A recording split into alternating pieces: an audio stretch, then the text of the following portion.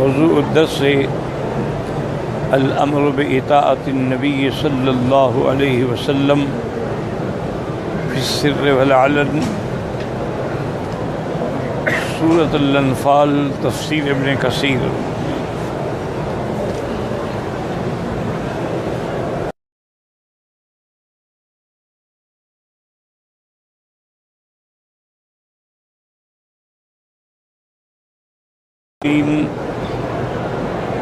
والصلاة والسلام على اشرف الانبیاء وسید المرسلین سیدنا محمد وعلى آلہ واصحابہ اجمعین۔ اللہم صل علی سیدنا محمد کما صلیت علی ابراہیم وعلی الرجیم۔ بسم اللہ الرحمن منکم خاصہ وَاعْلَمُوا أَنَّ اللَّهَ شَدِيدُ الْعِقَابِ۔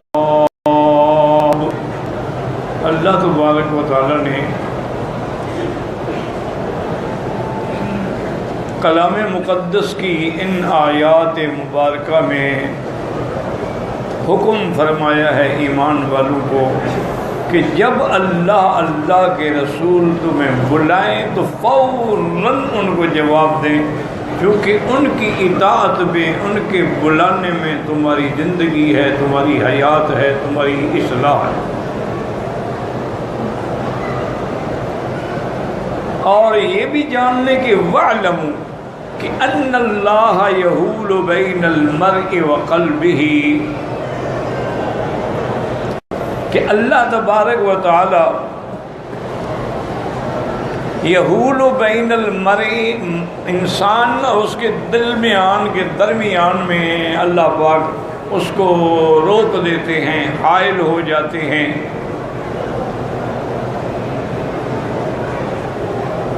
اور یہ بھی جان لیں کہ انہ الیہ تحشرون، پھر تم سب نے اللہ کے دربار میں حاضر ہونا ہے اور اللہ کے دربار میں جمع ہونا ہے۔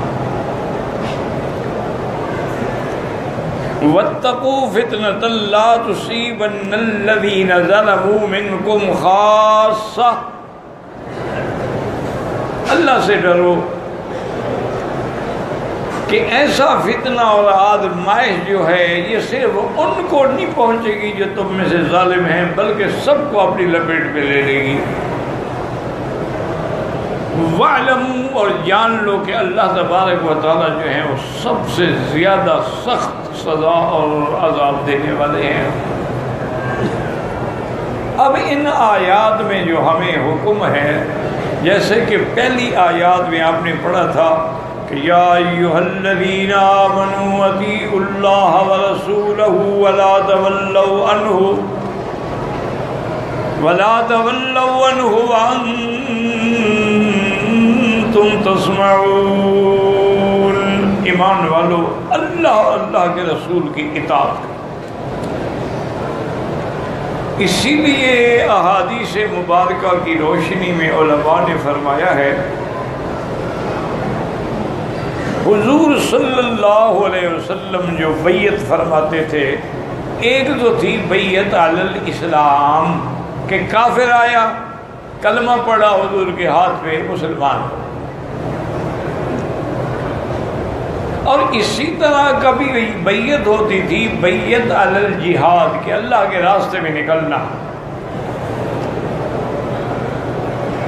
اور ایک دفعہ حضور صلی اللہ علیہ وسلم نے جب سیدنا عثمان ذی النورین داماد محمد مصطفیٰ صاحب الحلم والحیاء ثالث الخلفاء رضی اللہ عنہ مکے میں آئے اور حضور کو خبر غلط پہنچی کہ ان کو شہید کر دیا گیا ہے، تو حضور نے پھر سب سے بیعت کی۔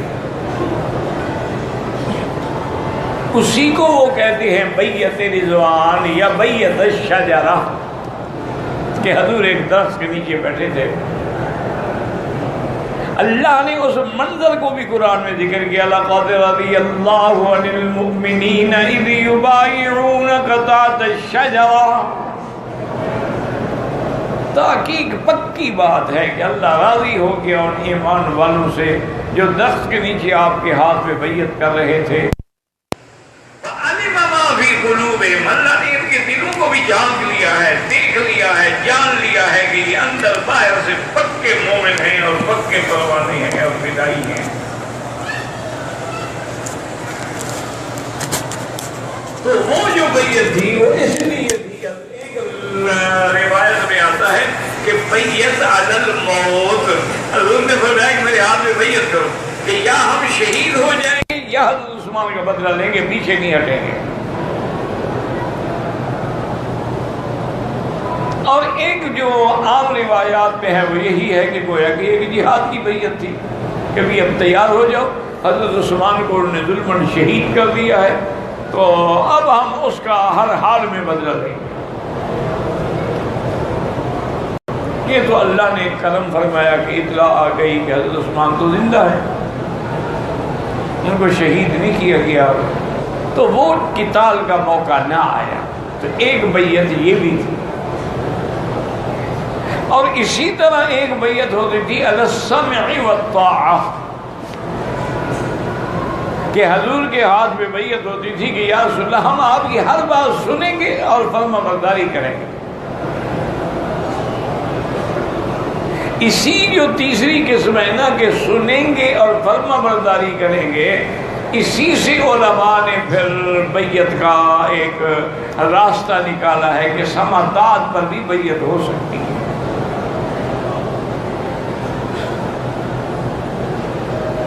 اسی لیے بڑے بڑے اولیاء اللہ جو ہیں وہ ایک انہوں نے اپنے لوگوں کو بیعت کیا، اور وہ بھی بیعت کی یہی شرائط ہوتے تھے کہ السمع والطاعۃ، کہ سنیں گے اور مانیں گے. اس میں ایک یہ بات یاد رکھیں کہ اگر آدمی کسی مرشد سے بیعت ہے، پیر سے، شیخ سے، استاد سے، لیکن لا طاعۃ لمخلوق فی معصیۃ الخالق، اگر وہ اللہ کی نافرمانی کا کوئی حکم دے تو ہم نہیں مانیں گے.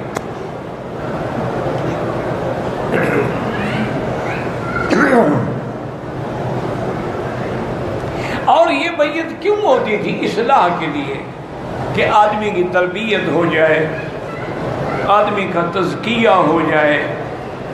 جس طرح امراض جسمانی کے لیے ڈاکٹر مختلف دوائیں تجویز کرتے ہیں، امراض روحانی کے لیے بھی جو مشائخ ہیں پھر وہ علاج تجویز کرتے ہیں.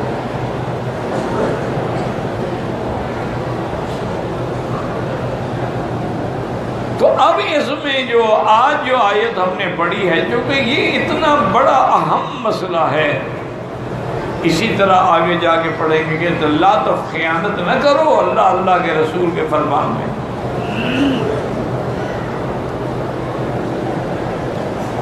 جیسے کہ حضور صلی اللہ علیہ وسلم نے بنی قریظہ یہودیوں کے محاصرے کا حکم دیا، بنو نذیر سے تو پہلے ہو چکا تھا. بنو نذیر تو معاہدے کے مطابق چلے گئے خیبر کی طرف، ان کو معافی دے دی گئی تھی، ان کو قتل نہیں کیا گیا، بلکہ حضور نے یہ رعایت بھی دے دی کہ تم اپنے گھر سے جو سامان لے جا سکتے ہو وہ بھی لے جاؤ.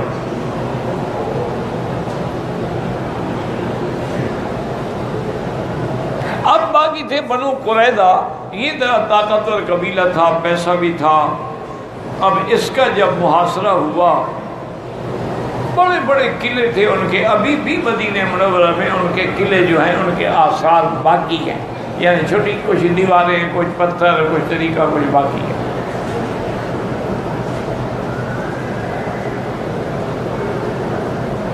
تو اب انہوں نے وہ قلعے کے اندر باہر حضور محاصرہ فرما چکے ہیں. انہوں نے آخر میں اس بات پہ رضامندی کی کہ ہم حضرت سعد کے فیصلے پہ ہم قبول کریں گے، جو حضرت سعد فیصلہ کر دیں ہم قبول کریں گے. اور ساتھ یہ بھی مطالبہ کیا کہ ابو لبابہ جو ہیں ان کو ہمارے پاس آپ بھیجیں.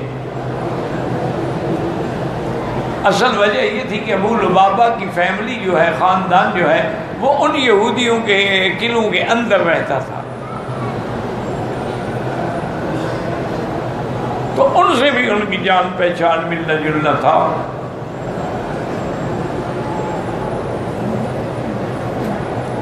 حضور نے ان کو بھی بھیج دیا۔ ابو لبابہ جب وہاں پہنچا تو جو یہودیوں کے بڑے بڑے سردار تھے، انہوں نے کہا کہ ابو لبابہ تمہارا ہمارے ساتھ تعلق ہے، ہمیں یہ تو بتاؤ کہ ہم نے حضرت سعد کا فیصلہ تو قبول کر لیا ہے، لیکن آپ کا کیا خیال ہے کہ حضرت سعد کیا فیصلہ فرمائیں گے؟ ابو لبابہ فرماتے ہیں کہ بالکل بے ساختہ، بغیر سوچے سمجھے میں نے اشارہ کر دیا کہ وہ تمہیں قتل کا حکم دے۔ ایک قسم کا حضور پاک صلی اللہ علیہ وسلم کے راز میں خیانت ہو گئی کہ بھی جب حضور نے نہیں فرمایا تم نے کیسے کہہ دیا؟ اس لیے ابو لبابہ کہتے ہیں کہ میں فوراً اپنی غلطی پہ متنبہ ہوا، غلطی کا احساس ہوا، اور پھر میں تو شرم کے مارے حضور کے سامنے بھی نہیں گیا۔ میں سیدھا مسجد نبوی میں آیا اور اپنے گھر والوں سے کہا کہ مجھے مسجد نبوی کے اس ستون کے ساتھ باندھ دے، میں اس وقت نہ کھاؤں گا نہ پیوں گا جب تک کہ حضور مجھے معاف نہیں کریں گے۔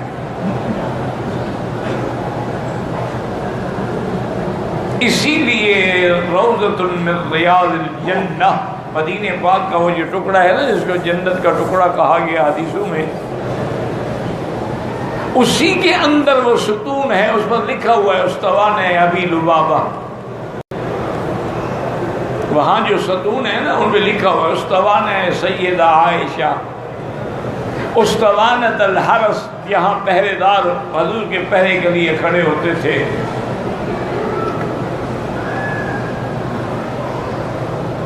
تو بہرحال بنو قریظہ کے ساتھ تو پھر کوئی رعایت نہ ہوئی، پھر ان کو تو سزا دی گئی باقاعدہ۔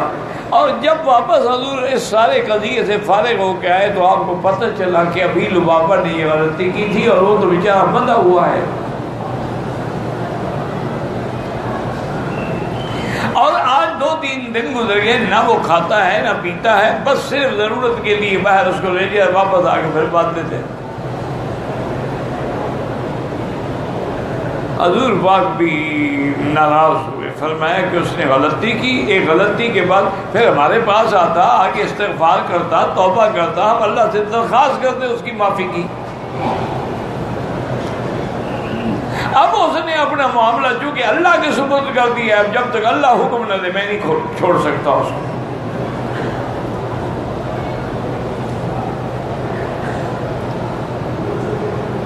یہ ہمارے ہاں جاہلیت میں ایک بڑا غلط عقیدہ پھیلا ہوا ہے کہ جس کو خدا پکڑے تو حضور چھڑا سکتے ہیں، لیکن جس کو حضور پکڑ لے تو اللہ بھی نہیں چھڑا سکتا۔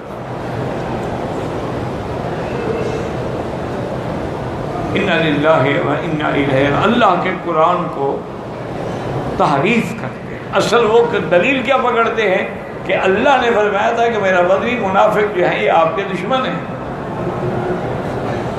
استغفر لهم او لا تستغفر لهم ان تستغفر لهم 70 مرة فلن يغفر الله لهم، ان کے لیے آپ بخشش مانگیں یا نہ مانگیں، 70 دفعہ بھی مانگیں یہ تیرے دشمن ہے، میں ان کو بخشنے کے لیے تیار نہیں۔ حالانکہ وہ تو قرآن میں منافقین کی سزا کے بارے میں ذکر ہے۔ انہوں نے کہا دیکھا جو حضور کا دشمن تھا تو حضور نے گویا پکڑ لیا نا، وہ تو اللہ نہیں چھوڑتا۔ اور اگر کسی کو اللہ پکڑ لے تو حضور شفاعت کر کے چھڑا دیں گے۔ یعنی اللہ کے قرآن کو بھی تحریف کی اور حدیث محمد مصطفیٰ میں بھی تعریف کی۔ یاد رکھو تمام انبیاء، تمام رسول، تمام مخلوق اللہ کی عبید ہیں، مخلوق ہے، اللہ کے بندے ہیں، مملوک ہیں، اس کا ملک ہیں، ان میں جو چاہے جیسے چاہے فیصلہ کرے، اس کو کوئی روک نہیں سکتا۔ وہ چاہے تو 70 سالہ کافر کو ایک لمحے میں ہدایت دے دیں اور وہ مسلمان ہو کے مر جائے۔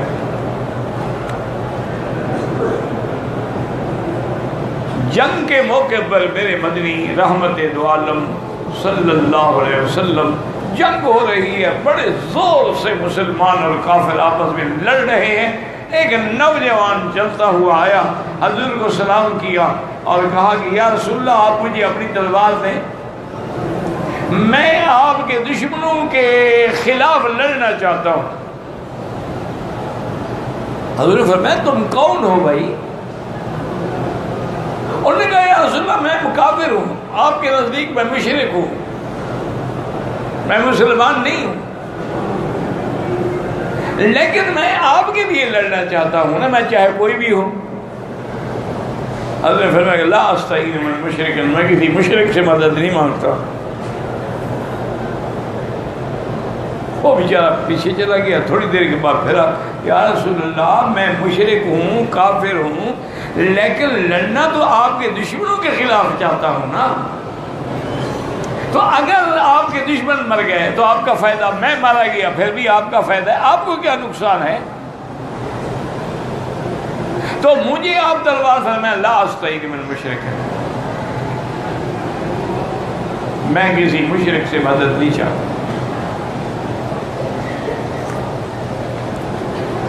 اب تیسری بار ہے، اس نے کہا حضور کوئی حل بھی ہے؟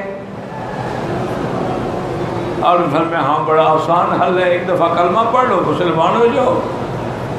انہوں نے کہا حضور مجھے اپنے ہاتھ سے بیعت کریں، کلمہ پڑھیں، تلوار دیں۔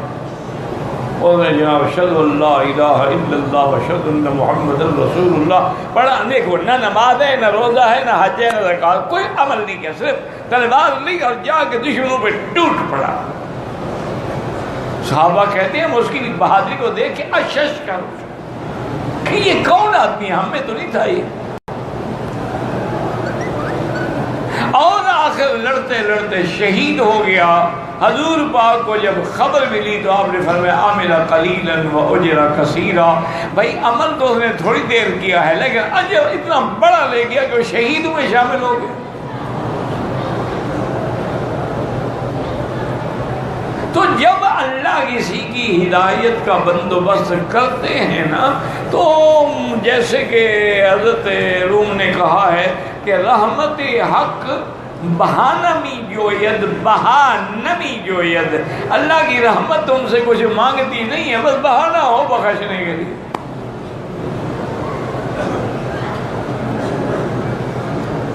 اور ہدایت اس کے ہاتھ میں ہے جب چاہے۔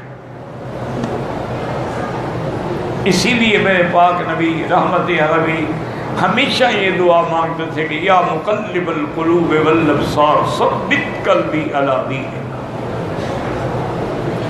ایک دفعہ میں سفر میں یورپ کے سفر سے واپس آ رہا تھا ہیتھرو ایئرپورٹ پہ، تو کاؤنٹر پہ جب میں اپنا یعنی چیک ان کے لیے گیا، سامان دینے کے لیے گیا، تو وہاں ایک لڑکی بیٹھی تھی، اس نے بارہ میرے پاسپورٹ لیا، ٹکٹ لی، سامان لیا۔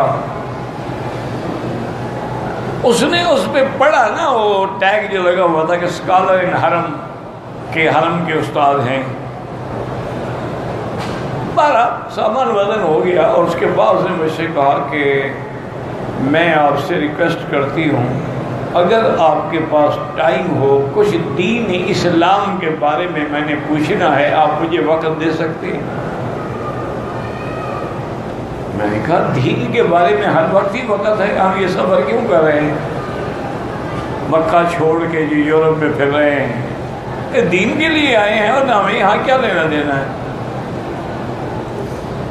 اور کہا بس میں 10 منٹ کے بعد فارغ، میں نے کہا وہ سامنے میرے ساتھی آئے ہیں مجھے الوداع کہنے کے لیے، تو میں ان کے ساتھ کھڑا ہوں، تم جب یہاں سے فارغ ہو جاؤ اپنی ڈیوٹی سے تو مجھے وہاں سے آ کے بلا لینا۔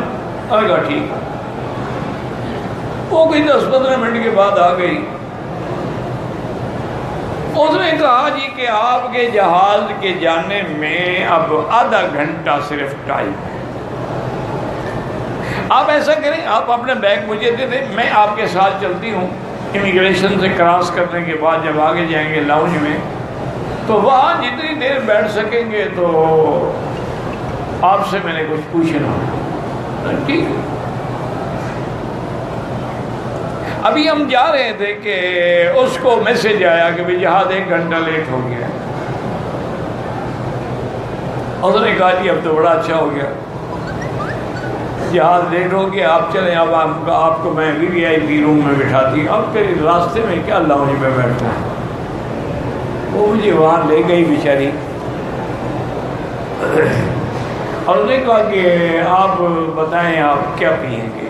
میں نے کہا بھی ایئرپورٹ کی یہ چائے یا کافی یہ سب بڑی بے مزہ ہوتی ہے، بد مزہ ہوتی ہے، میں نہیں پیتا، میں جہاز میں بھی کوشش کرتا ہوں کہ نہ لوں، اگر بہت زیادہ دل چاہے تو پھر وہ جو ان کا کریو ہوتا ہے نا ان کو میں ریکویسٹ کرتا ہوں کہ جیسے اپنے لیے چائے بناتے ہو نا 1 گلاس میرے لیے بھی بناؤ، وہ بیچارے بنا دیتے ہیں، مہربانی کرتے ہیں۔ بہرحال وہ اس نے کہا کہ نہیں میں آپ کو کافی پلاتی ہوں، اور جو کافی آتی ہے میں خود بنا کے پلاؤں، یہاں کی کافی نہیں ہوتی ہوں۔ خیر بنائی، اس کے بعد اس نے ڈائری کھولی، اس میں تقریباً 50-60 سوال اسے لکھے ہوئے، سارے ایک ایک میں جواب دیتا رہا، اس نے وہ اپنا سامنے رکھا ہوا تھا ریکارڈ کرنے کے لیے چھوٹا سا بڑا لیٹسٹ قسم کا ٹیپ ریکارڈر، وہ ریکارڈ ہو رہے تھے، وہ پوچھ رہی تھی، مجھے اللہ نے جو توفیق دی میں بتاتا گیا۔ اس کے بعد اس نے کہا کہ جی میرا نام گیتا ہے، میں سکھ ہوں، اور میرا باپ جو ہے وہ سکھوں کا مذہبی رہنما ہے، یوں سمجھ لیں کہ وہ ان کا پنڈت ہے، گرو ہے، جو بھی سمجھیں، میں بڑے مذہبی خاندان کی لڑکی ہوں، لیکن ہوں میں سکھ، اسلام کا میں مطالعہ کر رہی ہوں، اس میں مجھے جو شبہات اور اعتراضات تھے کسی نے مجھے مطمئن نہیں کیا، اللہ آپ کو جزائے خیر دے کہ میں بہت مطمئن ہوئی ہوں، اور اگر ممکن ہو سکے میرا ایڈریس لے جائیں، مجھے سعودی عرب سے جا کے انگریزی میں جتنا میٹیریل اسلام کے بارے میں مل سکے وہ مجھے بھیج دیں۔ میں نے کہا ٹھیک ہے، آپ میری بیٹیوں کے برابر ہے، میں کیوں نہیں بھیجوں گا؟ پھر آپ اسلام لانا چاہتی ہیں، پھر تو وہ اپنی پنجابی پہ آ گئی نا، سکھوں سے اچھی پنجابی کون بول سکتا ہے؟ تو بہرحال اس نے اس کے بعد وہ میرے ساتھ آئی، اس نے مجھے جہاز کے اندر پہنچا کے کیپٹن سے ریکویسٹ کی کہ ان کو فرسٹ کلاس میں لے جائیں، میرے پاس بزنس کلاس کا ٹکٹ تھا، تو وہ فرسٹ کلاس میں نے بول کر ٹھیک ہے ہمیں تو کوئی ایسی بات نہیں ہے، جب فرسٹ کلاس میں جگہ ہے تو لاکھ دفعہ بیٹھے، اور اس نے پھر وہ ایئر ہوسٹس وغیرہ جو تھی ان کو بھی ریکویسٹ کی کہ وکی صاحب کو اسپیشل کھانا بنا کے کھلانا ہے، اور جب چائے کہیں کافی کہیں وہ بھی الگ بنا کے ان کو دینی ہے۔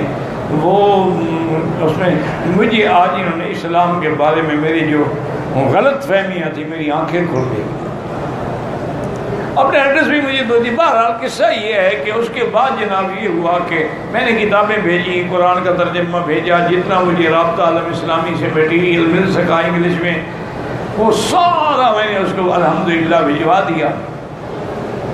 ہر سال چونکہ میں جاتا تھا، یہ تو اب میں 2002 کے بعد باہر نہیں گیا نا، ہر سال جاتا تھا۔ اگلے سال جب میں گیا تو مجھے یاد آیا کہ بھی وہ ایک گیتا لڑکی تھی جس کو ہم نے بیٹی بنایا تھا، اس کو تو فون کر کے پوچھے کہاں ہو بھائی، کوئی اور سوال پوچھنے ہوں تو میں آیا ہوں، اب تو میں کئی دن کے لیے یہاں ہوں، اور اس کا ایڈریس بھی اسی علاقے کا تھا جہاں میں ٹھہرا ہوا تھا، ساؤتھ ہال کے ایریے کا۔ میں نے ٹیلی فون کیا تو ٹیلی فون اس کے باپ نے اٹھایا، انہوں نے کہا کون ہو تم؟ میں نے کہا جناب آپ کو کوئی تکلیف ہوئی؟ کہنا کی تکلیف ہوئی ہے، تسی میری لڑکی کو گمراہ کر دیتا ہے، مسلمان ہو کے شادی کر کے نس گئی ہے، پھر تو میں نے ٹیلی فون بھی کرنا پیا، میں نے پتہ لگ گیا کون ہے تم، آئندہ میں نے ٹیلی فون نہ کرنا۔ میں کہا جناب خدا مجھے بچائے، میں آپ کو کیوں فون کروں گا؟ تو اب دیکھیں کہ بھئی کہ اس کے تصور میں بھی نہیں ہوگا کہ میں یہاں ایئرپورٹ پہ آؤں گا، کاؤنٹر پہ آؤں گا، ایسے ہماری بات ہوگی، ایسے موقع۔ اللہ نے اس کو اسلام جو نصیب کرنا تھا ذریعہ بنا دیا، ورنہ وہ بہت پڑھی لکھی لڑکی تھی، اور اس نے حقیقت میں حرم میں اعتراف کرتا ہوں ایسے ایسے سوال کیے کہ ایک دفعہ مجھے چکر آ گیا، لیکن اللہ نے جب اس کو ہدایت دینی تھی تو میری وجہ سے ہدایت مل گئی۔ تو اس لیے ہمیشہ یاد رکھیں کہ وہ جب چاہے جس کو چاہے وہ بہانا چاہتا ہے کہ ایک عورت نے طوائفہ ہے، زانیہ ہے، فاسقہ ہے، فاجرہ ہے، کتا پیاسا مر رہا ہے، اپنے جوتے میں دوپٹہ ڈال کے جوتا اتارا اور جوتے میں جو بھی پانی آ جائے وہ اس کو ڈالتی رہے۔ معلوم ہوتا ہے کہ اس وقت کی طوائفیں بھی دوپٹہ پہنتی تھی، یہ حدیث میں ہے۔ آج کل دی شریف بیٹی ہے ماشاءاللہ، یا بغل پہ یا کندھے پہ ہوتا ہے یا گلے میں پڑا ہوتا ہے، یا ویسے نہیں ہوتا، یہ شریف ہے نا، وہ تو طوائف تھی نا بیچاری۔ انا للہ و انا الیہ راجعون، انا للہ و انا الیہ، اور کیا کہہ سکتے ہیں، بڑے بڑے اچھے گھرانوں کی بچیوں نے بھی پردہ ختم، لباس انگریزی، اور آپ تصور نہیں کر سکتے۔ میں تو خود دیکھ کے حیران ہوتا تھا نا کہ یہاں سے جو ہمارے ساتھ برقعے میں سوار ہوتی تھیں لڑکیاں، پورا بدن برقعے میں چھپا ہوا، ایئرپورٹ پہ جب اترتی تھی برقعہ شرقہ بیگ میں، اور جب جین پہن کے سامنے کھڑی ہوتی، انا للہ و انا الیہ راجعون ولا نقول الا لا حول ولا قوة الا باللہ العلی العظیم۔ اور کیا کہہ سکتے، ہماری بس میں کیا ہے؟ تو اس نے صرف کتے کو پانی ڈالا، اللہ تبارک و تعالیٰ نے اس مخلوق پر رحم کرنے کی وجہ سے رحم کر دیا۔ من رحم فی الارض رحم فی السماء، جو زمین پہ رحم کرتا ہے آسمانوں پہ اس پہ رحم ہو جاتا ہے۔ من رحم رحم، جو کسی پہ رحم کرے اللہ اس پہ رحم کرتے ہیں۔ اللہ نے اس کو ہدایت دی، اسلام نصیب ہوا، اور اس کے بعد وہ ولی اللہ بن کے فوت ہوئی۔ تو صرف اسلام تو یہ چاہتا ہے میرا رب راضی ہونے کے لیے کسی نابینے کا ہاتھ پکڑ کے تم نے سڑک کراس کرا دی، کسی پیاسے کو پانی پلا دیا، کسی روزے والے کو ایک کھجور کھلا دی، بس وہ اسی پہ راضی ہو گیا، اتنا ہی کافی ہوتا۔ اب ابو لبابہ کو حضور نے فرمایا کہ میں نہیں چھوڑتا، اب جب تک اللہ اس کے بارے میں حکم نہ کرے یہ بندہ رہے گا۔ بہرحال اللہ نے اس کی توبہ قبول فرما لی، توبہ منظور ہوئی، حضور صلی اللہ علیہ وسلم نے اس کو رہا کیا، اور پھر سمجھایا کہ اللہ کے بندے تم میرے پاس آ جاتے، فاستغفر اللہ واستغفرہ الرسول لوجد اللہ توابا رحیما، تم نے تو اپنا معاملہ براہ راست اللہ کی دربار میں پیش کر دیا، تو اس میں کیسے دخل دے سکتا ہوں؟ اس لیے یاد رکھیں کہ اس آیت میں جو حکم ہے کہ یا ایھا الذین آمنوا استجیبوا للہ وللرسول اذا دعاکم، یعنی جب، جہاں، جس وقت، اذا لظرف الزمان والمکان، جس حال میں بھی ہے اگر اللہ کا نبی بلاتا ہے تو فوراً جواب۔ حتیٰ کہ حکم ہے کہ آپ نماز پڑھ رہے ہیں، حضور پاک نے بلا لیا ہے، نماز چھوڑ دو، جس نے نماز سکھلائی ہے وہی بلا رہا ہے، جس نے نماز پڑھنا سکھلایا ہے آج خود بلا رہے ہیں۔ تو اور کیوں اللہ کا نبی کیوں؟ لما اذا دعاکم لما یحییکم، وہ تمہیں زندہ کرنے کے لیے بلاتے ہیں۔ کیا معنی؟ کافر ہے تو مومن ہو جائے گا، مومن ہے تو پکا مومن ہو جائے گا، دین والا بن جائے گا، اللہ کا ولی بن جائے گا۔ اس لیے ہمارے شیخ تھے، وہ فرمایا کرتے تھے مولوی مکی اللہ کے بندے نہ بنو، اللہ کے دوست بنو۔ میں نے کہا جی کیا مطلب؟ انہوں نے کہا بندے کافر کس کے بندے ہیں؟ وہ بھی انہوں نے کہا پھر کیا فرق پڑا، کافر بھی اس کے بندے، تم بھی اس کے بندے۔ نہیں، اللہ کے دوست بنو کہ اللہ ولی الذین آمنوا یخرجہم من الظلمات الی النور۔ اللہ ایمان والوں کا دوست ہے۔ جب تم ایمان والے بن جاؤ گے تو پھر اللہ کے دوست بن جاؤ گے، اللہ تیرا ولی بن جائے گا، ناصر بن جائے گا، محافظ بن جائے گا۔ لیکن اللہ کی ولی بننے کے لیے، اللہ کا دوست بننے کے لیے بڑی شرط کیا؟ ان اولیاء الا المتقون۔ اللہ کے ولی وہ ہوتے ہیں جو اللہ سے ڈرنے والے ہیں۔ کیا مانا؟ جو اس کی نافرمانی نہیں کرتے، جو اس کے حکم کے خلاف کبھی نہیں چلتے، جو ہر لحظہ ہر پلک جو ہے اس کے احکام کی تعمیل میں لگاتے ہیں۔ وہ جب بلائیں، جیسے بلائیں فوراً ان کو جواب دیں، کہ وہ تو تمہیں دوبارہ اور زندہ کرنے کا کیا مانا ہے کہ مومن زندہ ہے، کافر مردہ ہے۔ اس لیے فرمایا کہ جب وہ تمہیں بلائیں، اور وَاعْلَمُوا أَنَّ اللہ، اور یہ بھی یاد رکھ لو، یہ نہ سمجھنا کہ میں مولوی بن گیا ہوں، میں عالم بن گیا، میں فائز بن گیا، میں خطیب بن گیا، نا ان اللہ یحول بین المرء وقلبہ۔ کبھی اللہ رکاوٹ ڈال دیتے ہیں اس کے دل کے درمیان میں، پھر اس کو کچھ بھی سمجھ نہیں آتا۔ کتنے لوگ ہیں جو بڑے بڑے عالم ہونے کے بعد گمراہ ہو گئے، اور کتنے گمراہ ہیں جو کلمہ پڑھ کے ولایت کے مقام پہ جا پہنچے۔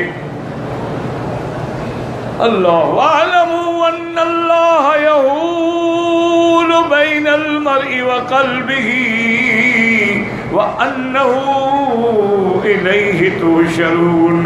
اور ہر وقت یہ بات سامنے رکھو کہ ہم سب نے پھر اللہ کے دربار میں حاضر ہونا ہے، کہ ہم نے مرنے کے بعد اس کی دربار میں کھڑا ہونا ہے۔ اگر یہ بات مد نظر رہے تو کبھی غلطی نہیں ہو سکتی۔ دیکھیں نا جی، اگر کسی تھانے دار نے ایس پی کے سامنے جانا ہو، کتنا وردی کو سنبھالتا ہے، بناتا ہے، شیشے میں کھڑے ہو کے دیکھتا ہے، کالر ٹھیک ہے، پالش ٹھیک ہے، کریز ٹھیک ہے، ٹوپی میری صحیح رکھی ہوئی ہے، غلط رکھی ہوئی ہے۔ تو ایک بندے سے ڈر رہا ہے، تم خدا سے بھی نہیں ڈرتے ہو؟